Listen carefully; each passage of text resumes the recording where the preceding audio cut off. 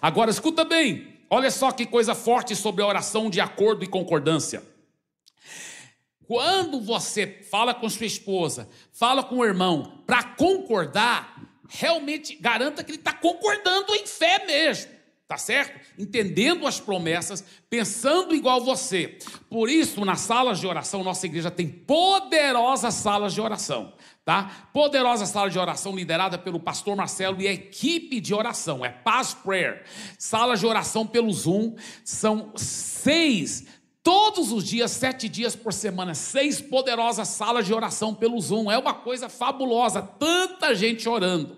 Só que o que me alegra é que essas pessoas que estão orando, elas oram cheias de fé, naquela oração de incredulidade. Porque tem gente que você pede para orar, seria melhor nem pedir àquela pessoa para orar, porque ela ora com tanta incredulidade, ela não tem fé nenhuma que um milagre vai acontecer. Oh Senhor, e ela vai reclamando e murmurando, o Senhor sabe que a situação dessa criança está tão ruim, está tão feio, Senhor, se o Senhor não tiver misericórdia, ela vai falecer, e fica falando cada besteira. É melhor nem pedir gente assim para orar. Eu gosto das pessoas na nossa sala de oração, porque elas oram com fé. Você sabia que todos os 7 tipos de oração devem ser orados no Espírito, dirigido pelo Espírito Santo, e todas devem ser oradas com fé? Todos os 7 tipos de oração é com fé, porque sem fé é impossível agradar a Deus.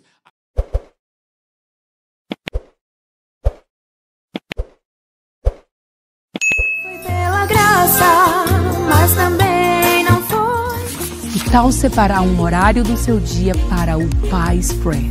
As nossas reuniões de oração online são uma forma incrível de fortalecer os seus laços com o corpo de Cristo, enquanto exercita seus músculos da fé por meio da intercessão. Tenho convicção de que um de nossos diversos horários se encaixa na sua rotina. O seu sangue para nos dar a salvação. Meus irmãos, bom dia, a graça e a paz do Senhor Jesus. Pastor Mateus, que alegria. Pastor Mateus é mais que um amigo. Não vou dizer o irmão mais velho para não deixar ele numa situação complicada, que minha cabeça já está ficando branca, mas tem sido mais do que um irmão, pastor Adelso, e é uma honra, irmão. Me sinto muito honrado, pastor Adelso, pastor Edivaldo, os demais irmãos da liderança da Convenção Batista Baiana, pela oportunidade de, durante esses dias, estarmos juntos compartilhando a palavra de Deus, ouvindo histórias tão lindas uns dos outros, compartilhando os nossos corações. E eu sou grato a Deus pela oportunidade de estar aqui, pastor Edivaldo. Quando nós tivemos o ano passado, lá no Multiplique, começamos a conversar sobre esta possibilidade, pastor Adelso, nosso coração se alegrou muito. E depois, quando tive a oportunidade de receber o convite dos irmãos e poder estar aqui, não só eu, o pastor Wellington, o pastor Fabrício, irmã Jaqueline, toda a equipe de missões nacionais, para nós, irmãos, como missionários dos irmãos, como missionários dos batistas baianos, é uma honra muito grande poder estar aqui durante esses dias. E principalmente quando nós, como batistas, nós estamos como denominação de norte a sul deste país, irmãos, olhando para a nossa história, voltando aos princípios, olhando aquilo que nós somos, nossas origens. No último dia 23 agora, nós tivemos a celebração dos 110 anos das juntas, e foi um tempo muito precioso, juntos ali no Rio de Janeiro, onde nós também nos remetemos aqui, quando em 1910, no estado da Bahia, nós tivemos o início das nossas 2 juntas missionárias, com um grande desafio de alcançar o Brasil, alcançar as nações. Então a gente se alegra em estar num estado que é um celeiro da obra missionária no Brasil. Daqui partiu a visão, daqui partiu o desejo de se alcançar o Brasil e se alcançar as nações. E quando, irmãos, nós temos um tema como esse, multiplicando discípulos, isso para nós não é novo. Estava compartilhando com o pastor Wellington, e estava ali, pastor Adelso, lembrando de um homem chamado Niels Bratt. Niels Bratt, ele assumiu a Junta de Missões Nacionais em 1926, numa década muito difícil, irmãos. A década de 30, talvez, foi uma das piores décadas que o mundo enfrentou. A década da depressão, o mundo quebrou. E quando ele assumiu a Junta de Missões Nacionais, pastor Edivaldo, a Junta de Missões Nacionais era justamente algo assim, uma pasta com alguns documentos. E aquele homem assumiu a Junta de Missões Nacionais, pastor Mateus, depois de fazer uma viagem de alguns dias, apenas 44 dias no lombo do animal, pastor Abimael, e ele entrou ali na região de Anápolis, e ele foi no lombo do animal, e ele foi indo até Porto Nacional, no Tocantins, irmãos, vendo aqueles desafios entre os povos indígenas, e ele passava, quando ele passou no Rio São Francisco, aqui em Minas Gerais, ele disse assim: isso aqui não é só um rio, é um rio de oportunidades esse Brasil. Na época em que todo mundo estava falando, o mundo está quebrado, nós não temos condições de avançar, Deus levantou um homem chamado Lewis Bratt para fazer diferença nessa nação, diferença entre os batistas brasileiros. E ele vai andando, irmãos, e ele chega em Porto Nacional. Mas quando ele chega em Porto Nacional, pastor Edivaldo, ele encontra uma senhora chamada Genoveva. E ele estava animado porque ele queria falar do Evangelho, ele amava, sendo americano, amava o povo brasileiro. Ele decidiu cruzar o mar para dar a sua vida, para que eu e você, meu irmão, estivéssemos aqui hoje. O homem era apaixonado por Deus, o homem era apaixonado por Jesus, irmã Jussara. Ele não apenas falava, ele vivia. Irmãos, aquele homem chega naquela cidade e ouve a história daquela senhora. E ele chegou ali, pastor Mateus, pensando que teria. E aonde ele chegava, ele fazia um culto. Estava com um animal, um amigo de Anápolis tinha cedido, naquela época, um servo dele para caminhar com o Bratt. E ali, pastor Neilton, acontece uma coisa interessante. Ele conhece a Genoveva. E a Genoveva tinha uma história de conversão extraordinária. Genoveva era uma católica fervorosa. E ela tinha um dom. Ela consertava todas as imagens da sua região. Ela era tão fervorosa, pastor Mateus, e ela era tão influente que ela conseguiu levar a sede do bispado para Porto Nacional. Pense, a influência dessa mulher. E então, pastor Abimael, ela recebeu uma oportunidade. A sua oportunidade consistia no seguinte: como alguém que restaurava imagens, ela pegou a imagem do Cristo, a melhor e maior imagem da sua região, com o objetivo de restaurar aquela imagem. Vinha a festa do padroeiro, era tempo de refazer, deixar a imagem bonita para ser adorada. E ela começou a trabalhar naquela imagem. Mas em determinado momento ela viu, irmãos, que a imagem estava toda corroída por ratos. E a imagem estava toda ruída. E aí o Espírito Santo de Deus fala ao coração dela: esse é o Deus que você acha que pode cuidar da sua alma? O Deus que o rato corrói. Irmãos, aquela mulher então tem uma paixão por ler as Escrituras. E ela tem um encontro pessoal com Jesus. E a sua vida é transformada. E quando o Bratt chega em Porto Nacional, pensando que já estava indo levando a mensagem do Evangelho, ele se depara com essa história. E ele pode chegar à conclusão, e lendo nós chegamos à conclusão, que mais interessado do que o Bratt, mais interessado do que o Salomão Ginsburg, mais interessado do que qualquer um dos pioneiros nossos em salvar o Brasil, o Senhor Jesus, irmãos, quer transformar essa nação. Ele é o maior interessado. Ele é o maior interessado. E é por isso que nós estamos voltando, não nada novo, igreja multiplicadora, tudo que nós temos falado, não tem nada novo, pastor Edivaldo. O que nós só queremos é resgatar, irmãos, aquela nossa história da década de 60, da década de 70, da década de 80, onde o povo batista não tinha vergonha de ir para as praças, não tinha vergonha de abrir a sua casa, não tinha vergonha de chamar o seu amigo, e muitos dos que estão aqui tinham um pai na fé. Ele era um pai na fé. Quem teve um pai na fé aqui, irmãos? Olha só, pai na fé, você se convertia, pastor Mateus, ele já lhe dava de presente uma Bíblia e um cantor cristão, e dizia para você: domingo 9 da manhã tem escola bíblica dominical, e eu vou passar na sua casa para te levar para lá. E se você pensasse em faltar, ele já pegava aquela barra circular que ele tinha, ia na sua casa, e ele ia atrás de você, aquele Fuscão, aquela Rural Winds, aquele Corcelzão que ele tinha. E poucos irmãos das nossas igrejas, irmãos, nessa época tinha um carro, não era assim? Um ou outro irmão, um irmão diácono tinha uma Rural que servia, e não era dele não, era da igreja. Às vezes era um jegue, e passava e levava. Esse era o nosso povo. Mas nós fomos chegando em um determinado momento da nossa história, irmãos, que a coisa foi melhorando. Nosso povo foi crescendo, nosso povo foi tendo carro, foi tendo casas, nós fomos abençoados de muitas maneiras. Isso não é pecado. O nosso erro foi, quando a bênção nos alcançou, nós fomos deixando de lado aquilo que nós éramos e aquilo que era o nosso próprio DNA. E agora o Senhor está nos chamando, sabe para quê? Para voltar. Para voltar para onde nós nunca deveríamos ter nos afastado, pastor Neilton, que é uma denominação que ame mais e mais a obra de evangelização pessoal. Irmãos, a maioria das igrejas batistas do Brasil foram plantadas. Elas foram plantadas a partir da sala de uma casa, de um crente batista que mudava para uma cidade. Estava vendo a história dessa igreja, semelhante. Histórias de igrejas que começaram por homens e mulheres que tinham um coração apaixonado por Jesus. Nesses dias nós vamos meditar juntos sobre isso, sobre o nosso desafio, quem nós somos. Se nós queremos de fato ver uma grande multiplicação de discípulos, nós precisamos que antes de entender que antes de multiplicar nós precisamos ser, porque nós só vamos multiplicar aquilo que nós somos. E talvez aqui esteja a nossa maior crise desse tempo, porque muitas vezes nós temos a consciência de sermos membros de igreja, mas ser membro não é apenas o mais importante ou aquilo que o Senhor espera de nós. Ele quer que sejamos discípulos que tenham a sua vida comprometida com Jesus.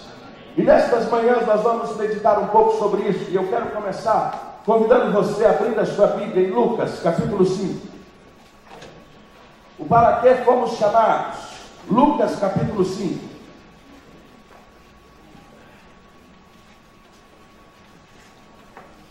Onde nós tivemos uma aula extraordinária com o pastor Antônio Sérgio. Qualquer psicólogo fica encantado ao ouvir o que nós ouvimos ontem. Aquece o nosso coração. Eu quero convidar você a abrir a sua Bíblia em Lucas capítulo 5.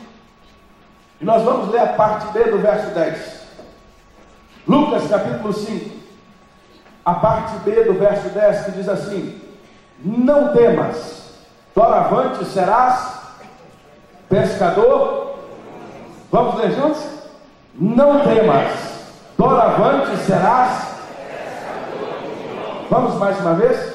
Não temas, doravante serás pescador.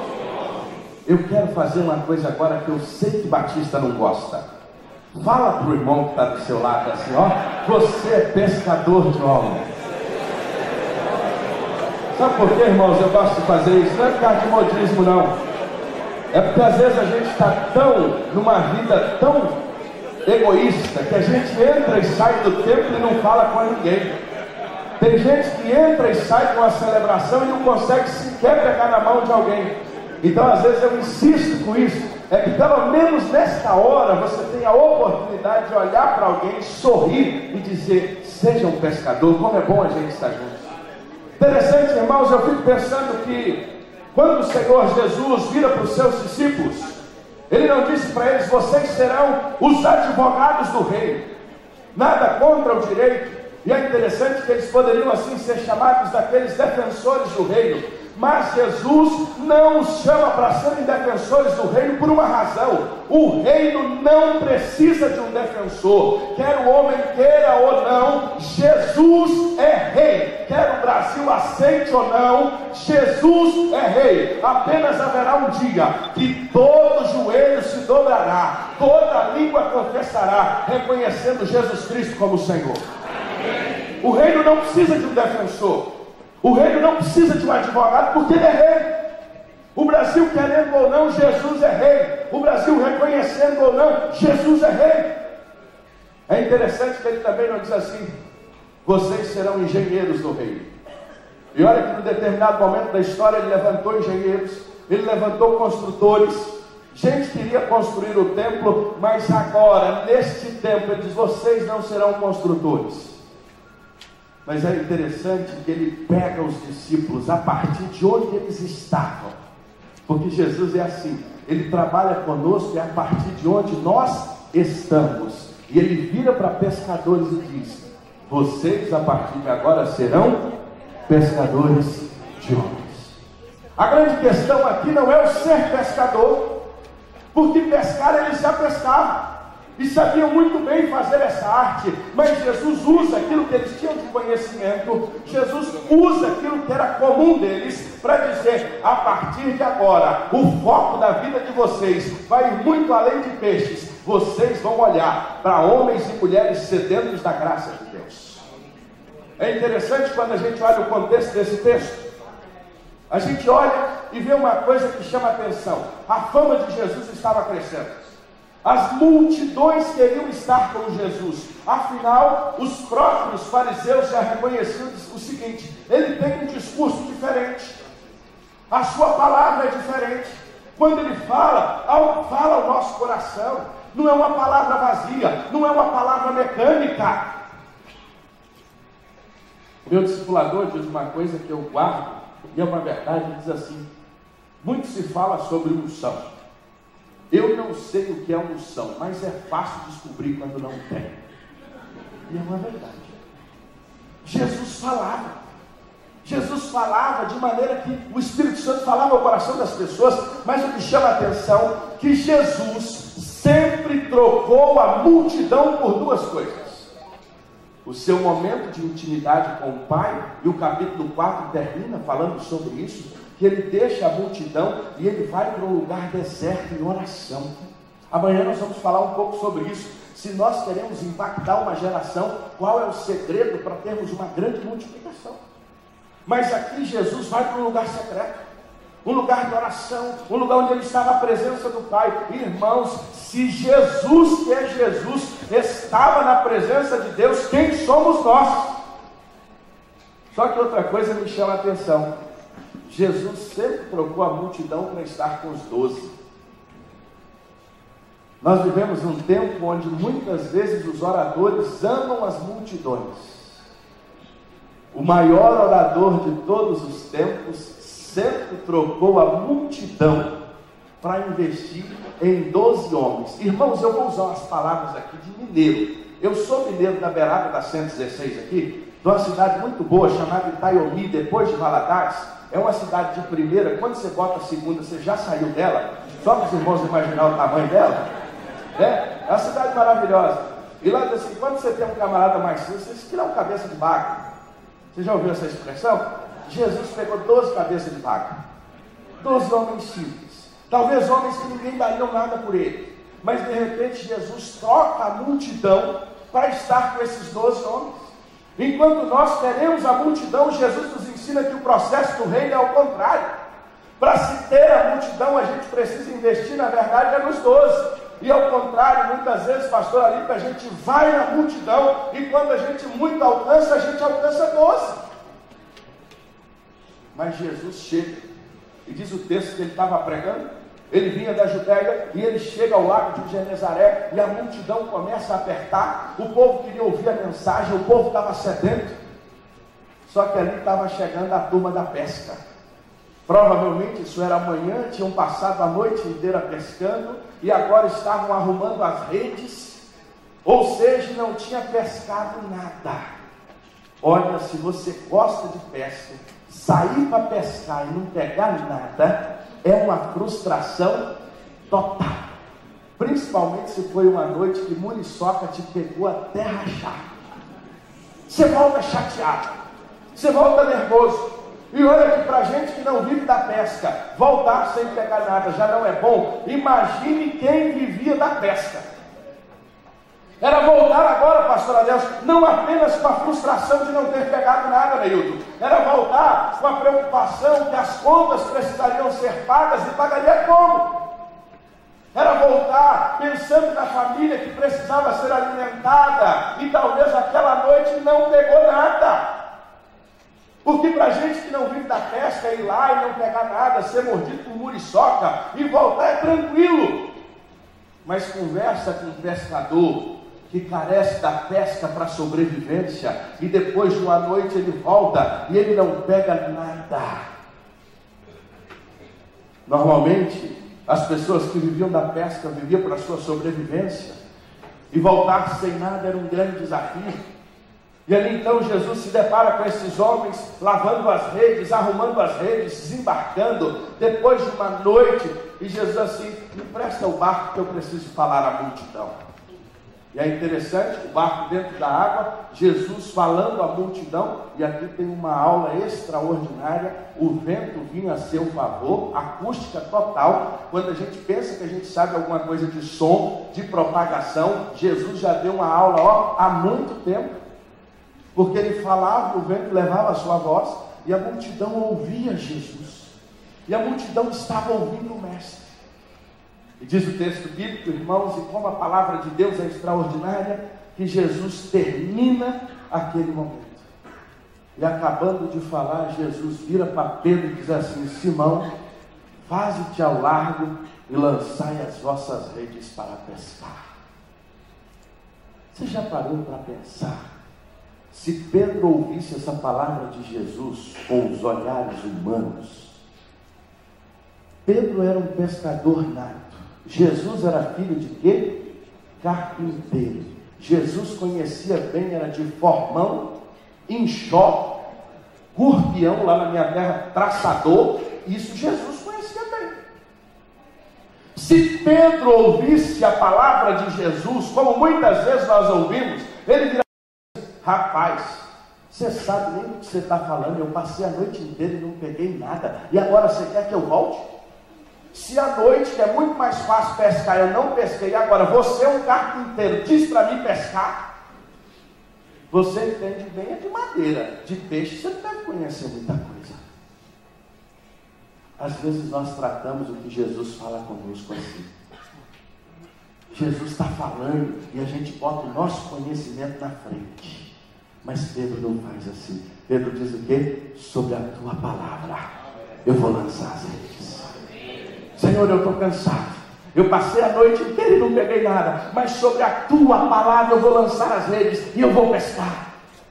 Mestre, a noite foi longa, nós não pegamos nada. E aí Pedro vai, e diz o texto que houve uma grande pescaria, irmãos, a ponto das redes estar se rompendo, e Pedro vê o grande milagre da multiplicação à luz da palavra de Deus.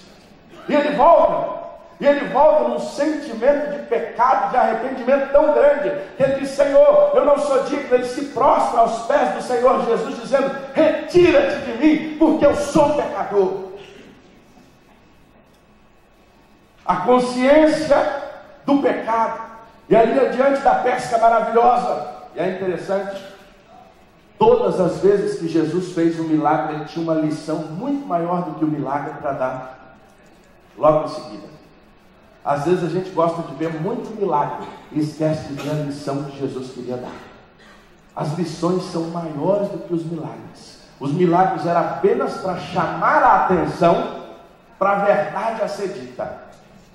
E qual era a verdade a ser dita? Tiago, João, filho de Zebedeu, eram sócios, era a companhia de pesca. Então Jesus chama eles e diz: não temas, doravante serás pescadores de homens. Esse é o meu e o seu chamado. Não temas, doravante serás. Vamos repetir: não temas, doravante serás. Queria nesta manhã pensar com os irmãos o que nós precisamos para pescar. 3 coisas desse texto. Irmãos, eu sou um bom aluno de homilética batista, aluno do Dr. Gildo Moraes, não poderia pensar diferente. 3 pontos para nós é lei. Então vamos pegar 3 lições. Sabia, pastora Deus? Tem coisa que é assim, 3 pontos é lei, dizer 3 vezes que está terminando. Estou terminando, irmãos. Tem que falar 3 vezes também para acabar. Isso é pastor batista, somos nós. Isso é nosso jeitão. Não é assim? Mas 3 lições preciosas, pastor Abimael. A primeira delas, para pescar nós precisamos, irmãos, da motivação certa. É interessante que Pedro diz: pela tua palavra eu vou lançar as redes. Pedro tinha a motivação certa. Quando a gente começa a falar de multiplicação de discípulos, quando a gente fala de crescimento, quando a gente fala do avanço da igreja, nós não podemos perder de vista a motivação certa que nos leva a fazer isso, porque senão nós vamos nos perder. E nós vamos querer pensar em fazer uma grande pesca, talvez para ser o dono da maior quantidade de peixes, talvez para dizer que eu sou o pastor da maior igreja, talvez para no relatório convencional eu dizer quantos eu batizei. Mas Jesus e Pedro aqui nos ensina que a grande pescaria, ela é fruto da motivação certa, e a motivação certa é a palavra de Deus. Sobre a tua palavra lançarei as redes. Para nós é muito fácil falar de crescimento de igreja por uma razão, porque para nós não tratamos a nossa metodologia como base, mas para nós a nossa metodologia é fruto antes da nossa teologia, é fruto do que cremos. Nós não estamos baseados, quando falamos em tudo isso, pastor Abimael, na multiplicação, no crescimento apenas da história de A ou de B, e estamos fazendo isso por um modismo. Não! Quando a gente pensa nisso, irmãos, nós olhamos para o Brat, nós olhamos para o Salomão Ginsburg, nós olhamos para esses homens do passado, que no Brasil, a partir da Bahia, esses homens alcançaram essa nação. Então para nós, isso não é um modismo, isso não é nada novo, isso é apenas voltar a fazer aquilo que nós já fizemos e queremos fazer, e continuamos fazendo, mas queremos fazer com maestria e com profundidade, e queremos impactar a cidade com força. Não tem nada novo. Agora, qual a nossa base? Porque a igreja do fulano cresceu, agora a gente vai copiar. Irmãos, é triste isso. Aí o camarada imita até na voz, né? Daqui a pouco ele está aqui, meu amigo. Irmãos, a coisa é séria. Está vestindo a roupa do mesmo jeito, pinta a igreja da mesma cor, porque se pintar a igreja de preto, agora vai crescer. Irmãos, por favor. Nós não precisamos disso, irmãos. Nosso Deus é multiforme graça. O nosso Deus, Ele age com qualquer um, aonde Ele está, quando Ele busca de todo o coração. É Deus a quem dá o crescimento, meu irmão. Não precisa imitar ninguém. O Senhor é contigo. Nós não precisamos imitar, não. Não é questão de orgulho, não é isso não. É entender quem é Deus. Quando a gente entende quem é Deus, a gente sabe, Ele é multiforme graça. Por isso que Deus não tem um método, Deus tem gente. É diferente.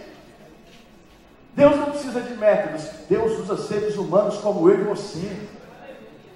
Como agora estava com um camarada, que a minha vida foi impactada pela vida dele.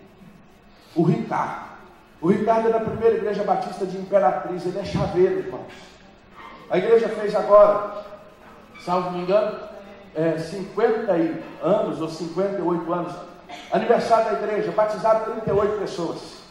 Dos 38, 7 que foram ao batistério eram discípulos do Ricardo, pessoas que ele discipulou, que ele caminhava em discipulado.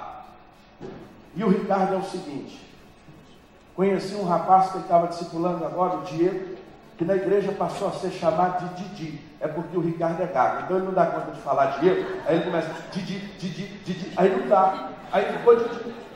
Mas o Ricardo mesmo, talvez como alguém que não fala tão bem, o Ricardo mesmo como um homem simples, que passa o dia inteiro no seu comércio fazendo chave, Ricardo tem uma coisa, Ricardo tem uma consciência, que ele é um instrumento nas mãos do Senhor, e sobre uma palavra o Ricardo está vivendo, sabe qual é? Ide, portanto, fazer discípulos de todas as nações, batizando-os em nome do Pai, do Filho e do Espírito Santo, e ensinando-os a guardar todas as coisas que eu vos tenho ordenado. O Ricardo está vivendo sobre uma palavra. Sobre qual palavra? A ordenança de Cristo. Nós queremos fazer uma grande pescaria. A nossa base vai ser o quê? A palavra. E ontem nós tivemos uma aula aqui sobre o martírio, sobre o testemunho, sobre a palavra.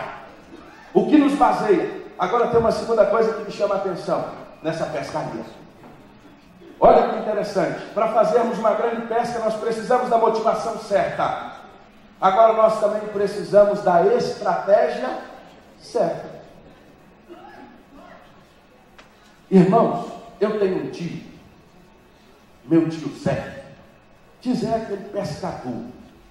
Zé, se assim, terminou o dia mais cedo, ele conseguiu juntar as vaquinhas mais cedo, tirou o leite. E se não está o tempo muito fechado, ele bota uma vara nas costas. Aquele mineiro tranquilo. E dizer aquele cara que consegue ter uma paciência de sentar na beira de um porquinho, de um laguinho, e passar 3, 4 horas ali, ele nem mexe. Incrível. Você conhece alguém assim? Ou você é assim? Levanta a sua mão. Você quer? Você ó, estou falando, tem mais Tizé aqui, ó. Fica quietinho ali, pastor Adelson. Mas eu aprendi na minha vida muita coisa de pesca com o Tizé. Tizé é aquele camarada que os sobrinhos todos gostam dele. Sempre tem um tio assim, né? Aquele tipo que dá atenção para a criança, aquele tipo quando a gente era pequeno, botava a gente montado em bezerro e fazia questão de deixar a gente cair lá, e aquilo era uma festa danada. Era aquele tio, e é aquele tio que todo mundo gosta.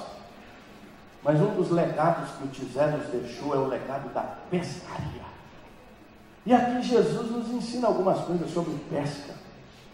Eu fiquei pensando nesse texto, e à luz lá do nosso contexto, e a maioria de nós que estamos aqui, ou viemos da roça, ou os nossos pais estavam na roça. Raramente aqui vai ter uma terceira, ou poucos é de uma terceira geração, que o seu avô estava na roça. Quer ver? Quem aqui veio da roça, de uma cidadezinha pequena? Ó, a maioria. Agora, quem aqui o seu pai estava na roça, levanta a mão. Praticamente todo mundo. Por quê? Nós éramos um Brasil rural, que agora estamos nos tornando um Brasil urbano. Mas Jesus mostra uma coisa interessante, ele diz assim, lançai as. Por que ele não falou para os discípulos, levem as varas? Vocês já pararam de pensar nisso? Por que Jesus não disse para ele, pesca de anzol? Bota a varinha nas costas e vá pescar de anzol. Sabe por quê, pastor Adelson? Porque por mais que pescar de anzol é bom, existe uma diferença muito grande entre pescar de anzol e pescar de rede. Quer ver uma coisa? Pescar de anzol você pesca sozinho. Você bota a varinha nas costas e vai sozinho pescar. Pescar de rede não. Você sempre precisa de mais alguém. Eu me lembro que lá no interior, às vezes o cara tinha um poço de peixe e ele queria esgotar aquele poço, mas antes de esgotar, ele queria limpar o poço, pegar os peixes. Aí ele arrumava uma rede, aí vinha 8, 10, 12 homens. Eu já vi demais essa cena e é bem provável que você já viu. Ia fazendo um arrastão. Um pegava de lá, outro pegava de cá, uns iam no meio e eles iam levando a rede. Eles iam levando. E aquilo quando chegava do lado de lá, tinha pegado muitos peixes. A primeira coisa que a gente aprende na estratégia de Jesus, ele nos ensina que não que seja ruim pescar de anzol, mas pescar de rede vai nos levar a alcançar uma quantidade maior de peixes. Às vezes nós estamos desenvolvendo uma vida, uma jornada ministerial, que nós estamos pescando de anzol e pegamos poucos peixes. Isso não é errado, é uma bênção. E não estou aqui desfazendo o anzol, mas a grande questão é entender a estratégia certa, para o tempo certo e para a hora certa. E agora Jesus mostra, vá de rede. Ou seja, são várias pessoas juntas fazendo uma pescaria. É você e vários líderes seus, andando na cidade, vários pequenos grupos pescando ao mesmo tempo. Não é só você pescando num templo, não é só você pescando num culto, mas é numa mesma noite, 10, 15, 20, caso da igreja do pastor Wellington, na mesma noite 230 casas estão pescando o evangelho, pescando peixes, almas vidas preciosas que carecem de esperança, carecem de salvação. Poderia ter só um anzolzinho, ó. Pastor Mateus está com quantos pequenos grupos hoje? Quantos? 15. Pastor Mateus podia estar lá sozinho, ó. O anzolzinho dele ali, ó. E a alegria sozinho. Que o pescadeiro volta cheio, peguei. Sozinho, ó. O cara chega, volta cheio, né? Peguei. Aí o cara volta. Ah não, ele tem 15 pescadores com ele. São 15 irmãos que ele treinou, 15 líderes que ele capacitou, 15 líderes que estão na cidade. Agora são 15 pontos de pescas diferentes. Está pescando de rede, irmãos. Não é só o anzol, não. Não estou dizendo que o anzol não seja importante. Mas quando a gente pesca de rede, a gente tem uma possibilidade de pegar mais. Aí eu te pergunto, você quer pescar pouco? O texto da nossa campanha diz que o Senhor nos chamou para dar o quê? Pouco fruto, não é isso? Muito fruto. É por isso que Ele nos chama para pescar de rede. Quer ver uma outra coisa interessante? Se você notar, a pesca de anzol, ela machuca o peixe. E você precisa ter a isca certa. Se você não tiver a isca certa, você não pega nada. Aí você precisa ficar negociando a isca. Rede não. Rede você não precisa nem de isca.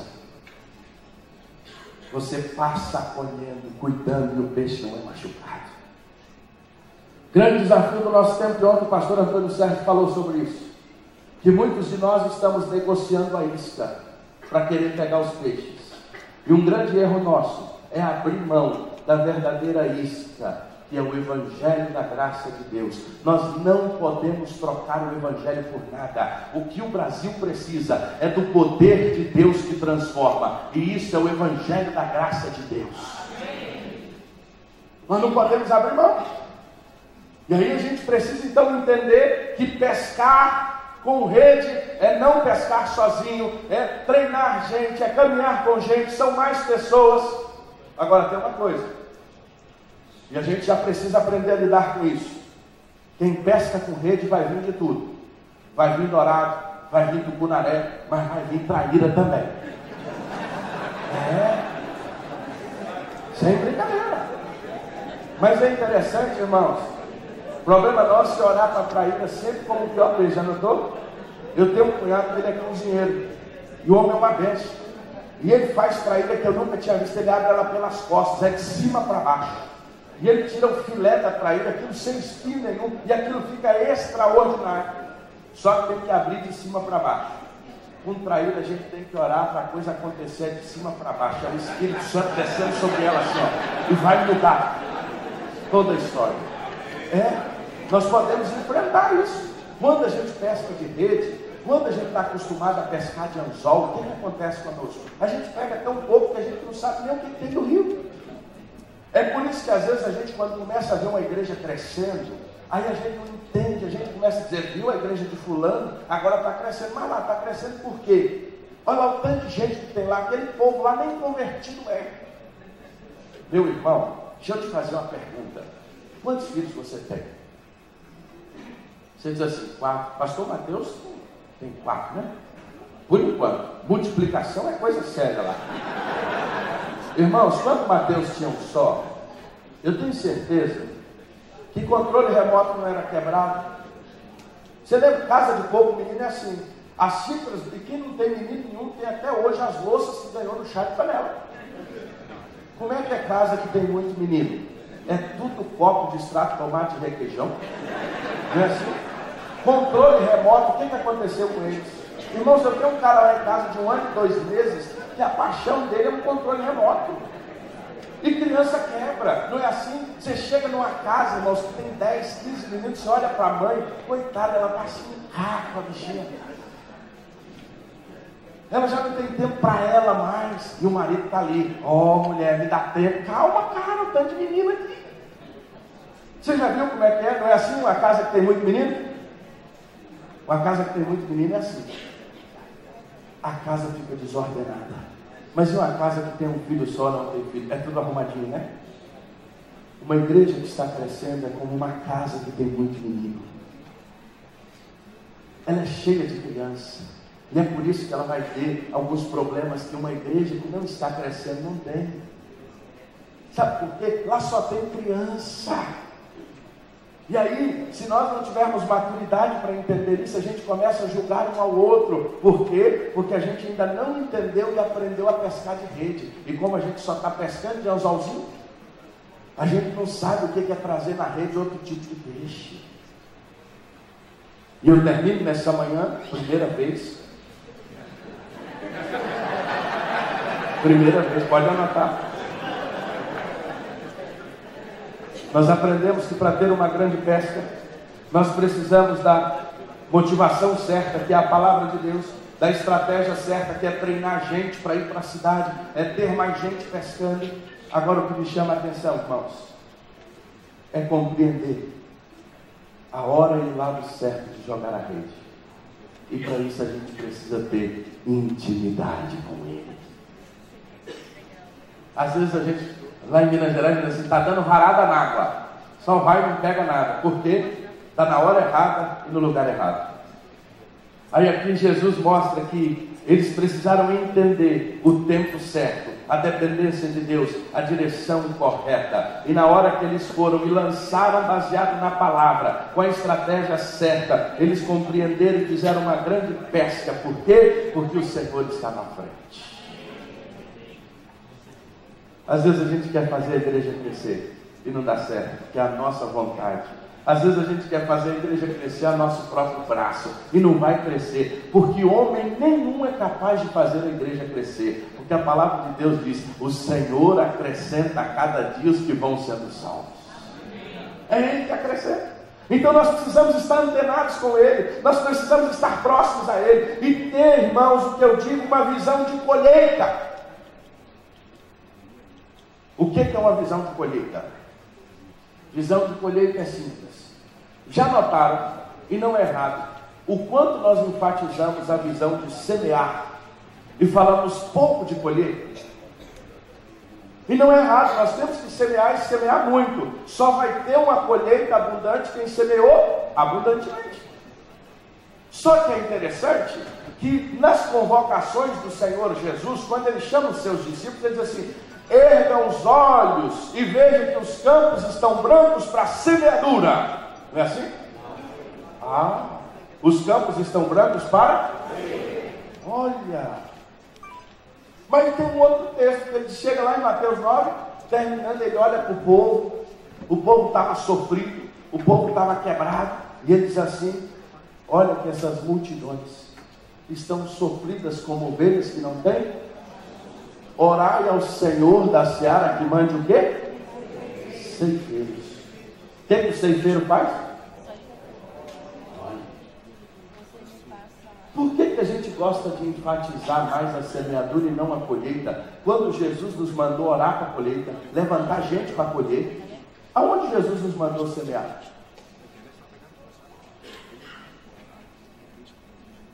Ide, façam discípulos. Ok, a gente tem que semear.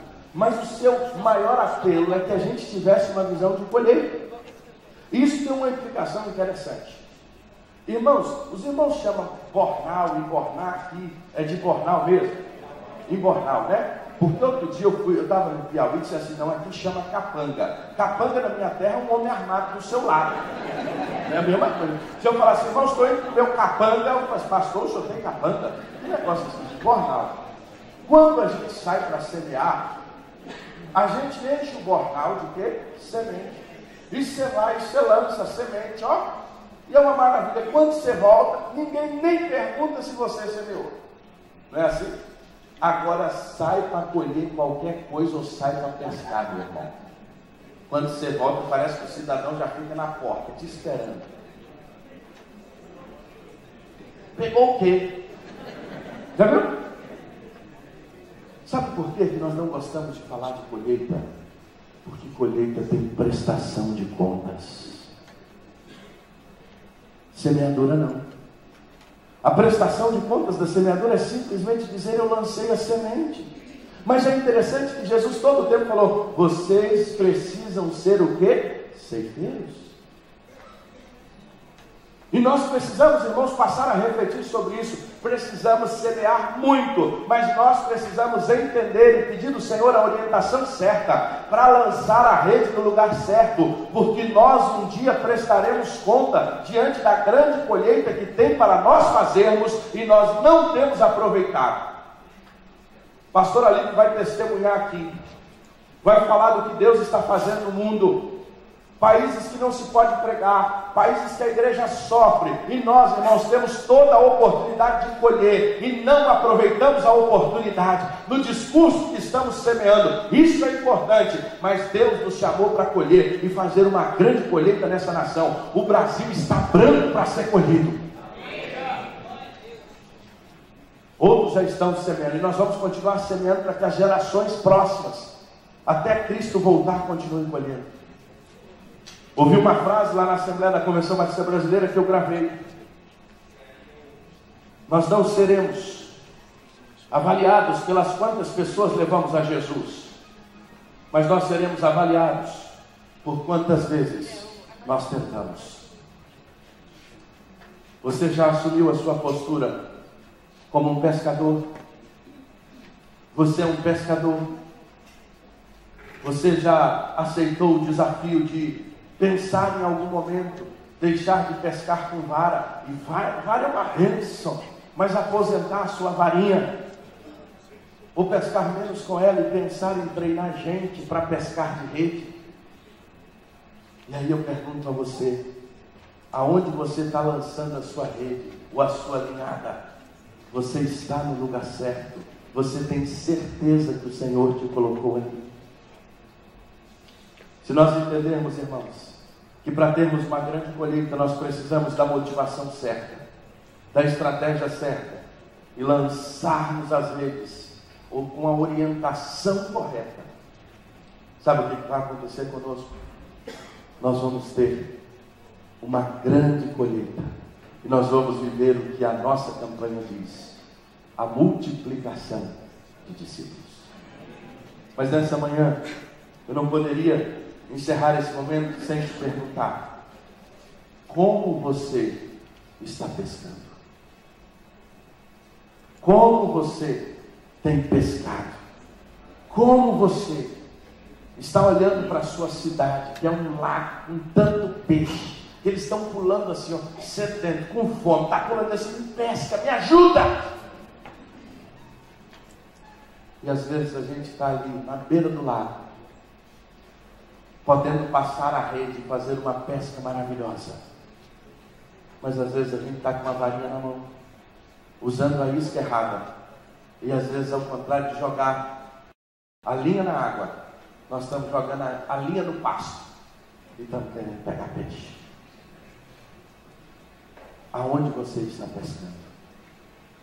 Eu queria convidar você a curvar a sua cabeça nessa manhã, porque para nós uma assembleia é muito mais que uma assembleia. É um tempo de devoção, é um tempo de meditação, é um tempo de avaliação espiritual.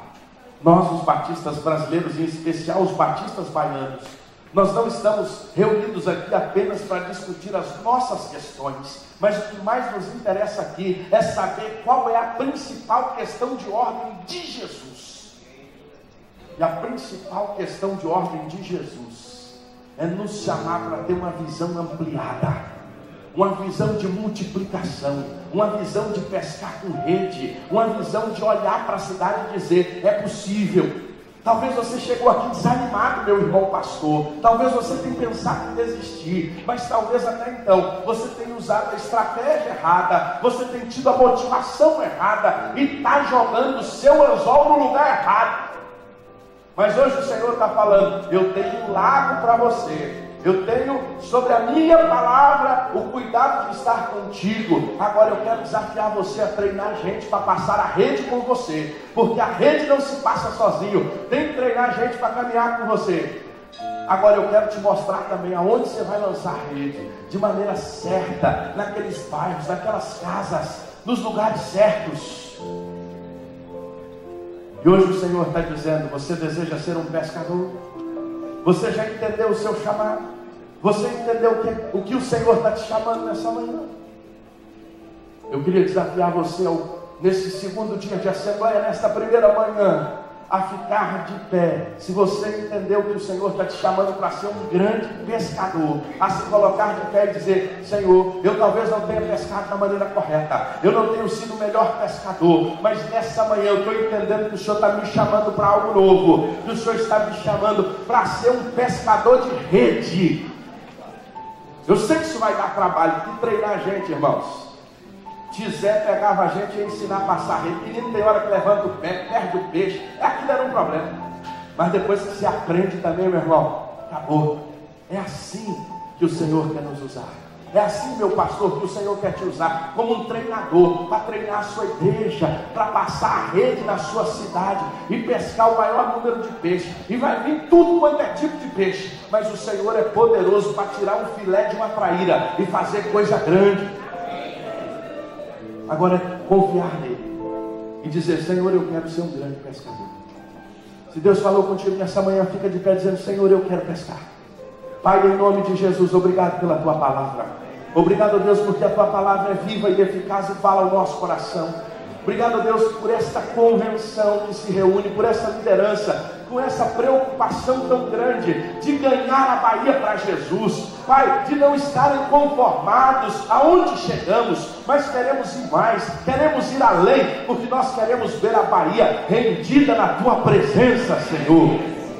Pai, alarga a nossa visão, dá-nos entendimento de quem nós somos, que nós somos pescadores de homens. Nos ensina, Senhor, com a palavra certa, com a motivação correta, usar a estratégia certa para esse tempo e lançar e passar a rede no lugar certo. Ministra o nosso coração e continua, Senhor, a nos dar entendimento. Obrigado por esta liderança, obrigado por esta manhã, em nome do Senhor Jesus. Amém.